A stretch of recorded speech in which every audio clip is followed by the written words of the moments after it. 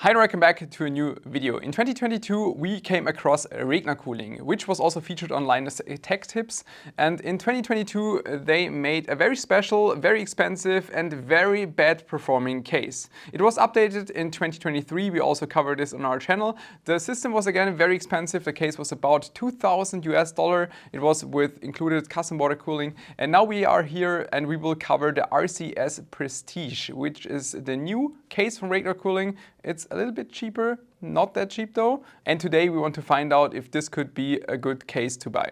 Save the setup fee on selected Hetzner servers during Euro 2024. Do you want to fully concentrate on your business and leave responsibility for configuration, updates and maintenance for your servers in professional hands? Then take a look at the managed servers from Hetzner. Until July 14th, you can get all managed servers without a setup fee. Hetzner is a GDPR-compliant hosting provider and operates several hundred thousands of servers in its own high-tech data centers in Germany and Finland. Hetzner is well known for its competitive price-performance ratio, competent support and innovative server solutions developed in-house, which is also the reason why I'm hosting my website there. Click on the link in the description and check out Hetzner for yourself. And here we go. White case again. I always tell him that white cases are easier to film for me. Cutouts definitely remind me of the previous cases. It's at least a lot lighter than the previous cases.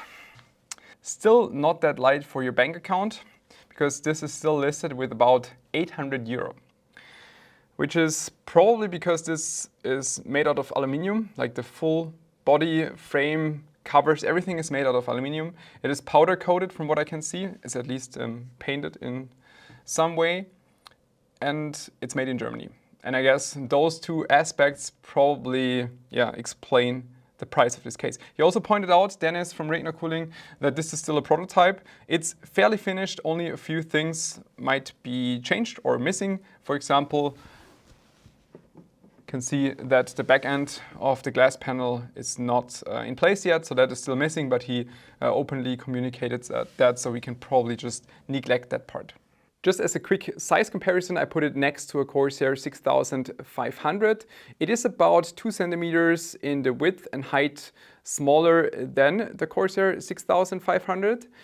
Compared to an O11 Dynamic, it is slightly larger, again by about 2 centimeters in height and width. On the right side there's a big cover and there is also the Regner Cooling in place. And on the left side we just have a huge window to look inside your system. Honestly, my first impression is pretty good. Just the visuals, I think it looks very nice, very clean, also pretty simple, but I personally like the look. And the main feature, at least advertising-wise, what they are advertising is the huge glass side panel that is bent in two parts. So it's what they say a 270-degree bent glass panel, but it's not tempered glass. We will get to that in a second. And apart from that, I think first impression is pretty good. The case, when it comes to the concept, reminds me a little bit of the Johnspo TK2. Has the same kind of principle. It's also available in white and has this 270-degree bent glass shape side window thing. With the only difference that this is acrylic, and in Johnspo and most other recent cases, it's tempered glass. That is a huge difference, but I also have to say, when I first heard about the case, when they told me that they're working on this new thing and that the glass part is made out of plastic, basically, acrylic, I was like, that's probably not gonna look nice, but I'm positively impressed. It looks pretty decent. I expected this to be much worse, but it actually looks pretty good. I have to give them that. With the only aspect that cleaning will be an issue. It's always the thing with this type of acrylic glass. Acrylic glass attracts dust because of like static, not sure how to say it in English, but it just, attracts dust. And then it's not that easy to clean because if you just wipe across the surface with some kind of cloth, it is very likely that you're going to scratch the surface easily. That's why tempered glass is just much better typically than acrylic. Theoretically though, this won't break as easy if that is something you care about for whatever reason. We're going to remove the acrylic for now. As I said before, in the final piece, there is supposed to be some kind of fixture for this.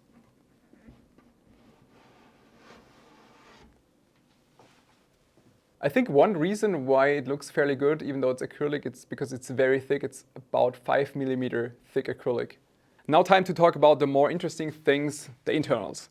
And as I said before, it looks pretty sleek, but also kind of empty. One reason for that could be because some things I would like to see are missing. For example, grommets to hide your cables, basically. Those rubber things where you can push your cables through. And how this will look, I think we will find out once we place some hardware inside. The case itself is pretty spacey though. In theory, you could place 4 times HDDs in the back. Also, there's space for 3 times 360 radiators. And that's one thing that could be interesting is the radiator mount or also the fan mount. This seems to be some kind of bracket. At least there's a screw here and a screw here to probably release it. And should be interesting to see how this is mounted. You definitely have to lay the case onto the side to access the screws from the bottom. I expected this to be at least heavily chamfered from one side. Otherwise, if you want to mount your radiator on top and you fix the radiator from the back, I think the screws of the radiator will just be trapped in between. Imagine you would want to mount your AlphaCool radiator in this case. Then you would grab the included screws and figure out that they're just way too short because this is, it's like 5 millimeter thick aluminum. This means I will have to get different screws. I will just do it for the bottom mount because I think it's all the same. At least looking at the side, there is some kind of bracket like this, and also the top area seems to be the same kind of bracket as on the bottom. In the case, there are also these M3 type screws included, pretty nicely looking, the same that are used on different locations on the case itself. So I thought I would use them, but they're like 1 millimeter short, unfortunately. With M3 by 10 screws, 10 millimeter length, and also countersunk heads, it seems to be working. You would have to place the radiator, probably flip the case first, then hold the radiator onto the surface and then screw it again from the back. It will be more of a problem with different types of screws. For example, this one is an M4, also again countersunk head, but you can see it sticks out by like 1 or 2 millimeters. And because the screw head sticks out like that, you would have this kind of gap between the case and also this mounting bracket. There are different aspects why this can be more of a problem.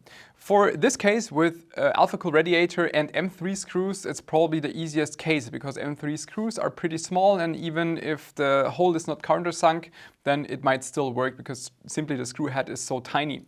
But the majority of the radiators will come with UNC type thread, and these are more comparable to like M3.5. And some, like the Corsair radiators, as far as I remember, they even come with M4 screws. And M4 would be the same like this. You would have a gap in between. For M3 and M4 screws might still be easy to find the correct length that would fit to mount a radiator, but especially here in Europe, and if you use any kind of UNC type radiator, which is the majority of the radiators, especially for AIOs, then it might be problematic that you might not even be able to mount your AIO, for example, at all. That is what I'm afraid of. I want to mount a 360 AIO in here in the top and see if I have any screws to even make that happen. One more thing I noticed mounting the radiator frame is the tiny gap between the desk and the bottom of the case. And I measured the gap. It's about 1 centimeter, which is definitely not enough. I didn't test anything so far, obviously, but from experience from doing O11 and O11 Dynamic, that was one of the big steps that we did, having bigger feet underneath for more clearance, for more and easier air intake from the bottom. It doesn't really matter if you mount fans or a radiator, but this will definitely restrict the amount of air that you can pull in from the bottom. So at least there are 5 millimeter missing to make this better airflow wise. One more thing I noticed, and it might be a small thing, but with this price, I'm just paying attention to every detail. I can see that the white tone of the I/O covers is a different one than the rest of the case. It's just a tiny detail. I think they probably repurposed these I/O covers from a different case. That's how the back of the case looks like. We should be able to open the entire side panel here, which should give us access, for example, for PSU mount. The cover reveals the cables as well for the front panel, or in this case, probably more like a top panel. Power button feels really nice, high quality. We have dual USB Type A, one Type C, and also audio jacks. You can also see there's a little bit of an a lower area where the front panel sits in. That is definitely something they improved compared to the previous cases, something I think that looks good. What doesn't look as nice is the cover underneath, even though you won't see it. This is a 3D printed part. Can somehow see the Regner Cooling logo, but also, yeah, it's kind of partially missing due to the 3D printing. I mean, 3D printing is fine for any kind of prototyping, but it's nothing I would like to see in any kind of mass production like this. Continuing with the PSU, and I already have a quite bad feeling. First of all, there is a screw in here on the bottom that is for one of the feet of the case. But if we move the PSU inwards, it first stucks on the screw, which is fine, just lift it up a little bit. But then if I check alignment of the screws, I noticed that I still have to lift up the PSU by about 2 millimeters, which means that the PSU will just be hanging basically off those 2 screws. And at least from my opinion, there should always be additional, some kind of maybe a rubber thing underneath to support the PSU in addition. I also have to point out, I received this by Linus, the Creator Edition. I love the black and yellow LTT screwdriver. Feels really nice. There's definitely enough clearance even for very big PSUs, but if we look at the side panel, I measured the distance between the side of the PSU and also the side panel. It's about 7 to 8 millimeters. And that's not the only problem, because you have to keep in mind, essentially, if you're building your system, you will probably try to make it look nice, but a lot of the cabling will obviously be somewhere here. And because we don't have any ventilation holes cut through here, I mean, I think those parts are laser cut, at least I'm pretty sure when I look at the edges of this.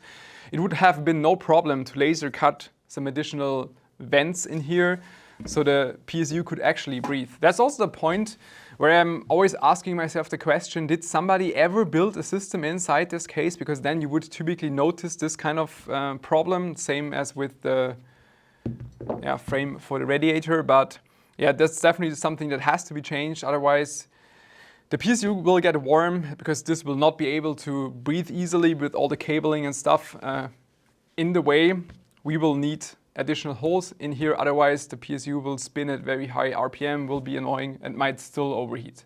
By the way, I wanted to use all 4 screws for the PSU, but I couldn't because the holes on the bottom are about 1 millimeter too far left, which means I just can't put screws there at all. Mainboard is in place, that all worked out fine, and with this it's also a little bit easier to get a feeling of the case size. It's definitely a bigger case.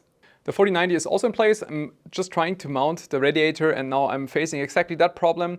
The included UNC screw of the Corsair radiator is simply too short, as expected, because it's basically as long as this mounting bracket, and I will just rework it, countersunk very deep, and then it might work. Countersunk to that depth, that should work. With the radiator mounted, I also figured out that additional cable management options are basically missing. You can see that by the Corsair link cable that goes into the open cutout of the case, but there are no additional things that could make your cabling easier, like additional latches where you could add zip ties, for example, to somehow route it through the top and then back out. All of this would not be possible, so it would basically always look like this, If we take a look at the EPS cable all the way in the back, so CPU power supply, you will see there is like 5 centimeters clearance in between the radiator and the top part of the case. So it's a very good and nice amount of clearance, kind of a waste of space when you ask me. So like a 140 radiator, well, a 420 radiator would easily fit in top. That's also one thing. You can only mount 120 millimeter fans in the case, but there would have been easily space for 140 millimeter fans. I would also like to see additional small cutouts, especially in the front radiator area, like maybe here or on top here, because you would probably also place 3 additional fans in this area and maybe also radiator, and those cables have to go somewhere, and to avoid to have to go through here, that would just make it a little bit simpler for the cable management. Since the 4090 is such a beefy graphics card, you will have to avoid bending it because the acrylic basically sits right in front here. You would have to heavily bend it, so I would advise Like I use the WireView, which is essentially also a 180-degree adapter, but just get any 180-degree or like a 90-degree adapter to route your cables through to the bottom, for example. Otherwise, yeah, it would be a little bit too tight. Maybe this way you can see it a little bit better. So just use any kind of solution to not heavily bend your cables. Now again, as the first impression, I think the case overall looks pretty amazing with those triangle cutouts and the missing rods where you would typically have some kind of connection for two maybe glass side panels or front panels. It's more like a fish tank somehow, but I think it looks pretty awesome. Just my subjective feel about the case when it comes to the visuals is that it looks very, very cool. I'm also a big fan of the case design overall. I like the triangle cutouts. You might have noticed that there are no dust filters. I'm also a big fan of that. That's not a secret. And a lot of people will argue, but then you might have cat hair in there and dust. That's stuff I have plenty at home. And I can tell you, just simply clean your PC once in a while, maybe every 3 or 4 months, and you will be fine. And you will have the benefits of much better airflow than having it restricted with any kind of, dust filters. So that's just my personal opinion about that. Generally speaking though, there's a lot they definitely have to fix. And that's also probably the unique selling point about Regner Cooling itself, because as far as I know, they only make these cases on order. That means that it's not really a high volume production. That also explains probably a big portion of the price, which is otherwise way, way, way too expensive. But you could, if you order the case, also get a custom paint, and I think that's already included in the price. So you could tell them you want to have it in red or green or whatever, and they will make it happen. And that part gives me hope that they will still be able to fix some very important things, because otherwise there is no way I would in any way recommend this case. They have to fix ventilation for the PSU. Otherwise, the PSU will get simply too warm and will have too much and too high fan speed. They also have to fix the part about the radiator mounting frames with the screws. Otherwise, that might be a problem. And tiny bits here and there, like the screw placement for the PSU has to be fixed. Otherwise, cannot mount your PSU. Smaller cutouts maybe in the front for additional cable management for the radiators. Apart from that, I mean, it's a very, very expensive case. And if you would just ask me like that, it's obviously something you wouldn't buy. But if you're looking for something very unique, you probably won't find anywhere else, and you want to have it custom painted, and yeah, then that might be something interesting. At least I can see some good development that Regner Cooling is doing, but there are things they have to fix, otherwise the case would be a no-go. So thanks for tuning in. See you next time. Bye-bye.